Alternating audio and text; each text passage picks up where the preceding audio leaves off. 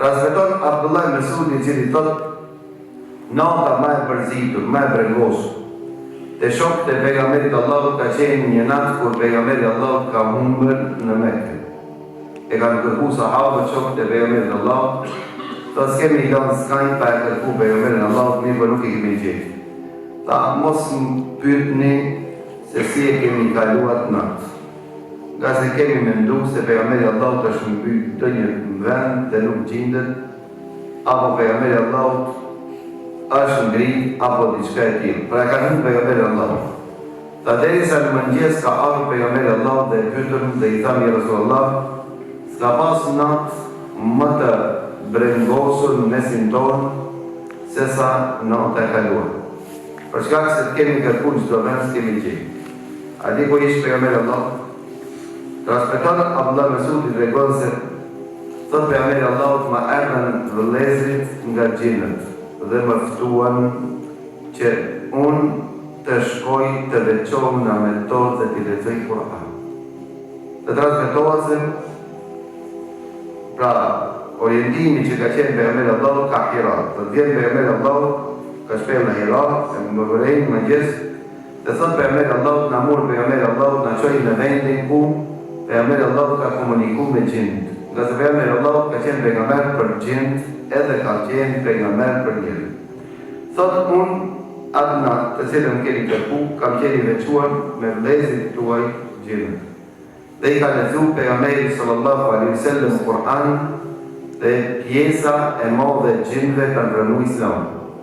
Pasi që e kanë pranuar Islamin, e kanë pyetur pejgamberin Allahut dhe i ka thënë ja Rasulullah, cili është ushtimi jonë, pra ne me çfarë do të ushqemi? Me çfarë do të ushqemi ne gjinët pasi që kemi kaluar në Islam? Pejgamberi Allahut thot me një transmetim thot i kam bërë dua Allahut azza wa jalla që të jetë ki ushqimi vëllezërve tanë gjin dhe këtë të ndëgjonën me kujdes. Thot i kam lutur Allahut azza wa jalla që çdo kockë, çdo ashtë që ne kemi ngronë dhe kemi bërë bismillah në ta. Pra kockat të cilët, apo ashtët të cilët ngeni për i pulës, të kafshën, dhe ne të kemi bërë bismillah në ta. Le të jetë ushqim për vëllezërit tanë gjinë musliman.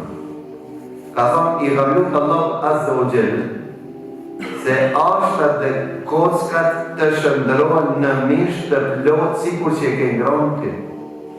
Pra kockat, ashtin, kur ta more gjini me ngronë, për vëllezërit tanë musliman, sikur që ti ke ngronë, për ki pas në trejes, në tavolinë, të rres, kur ta morin ata gjithashtu e kanë me mish, pra nuk hajnë ato kocka si shmendon dikush.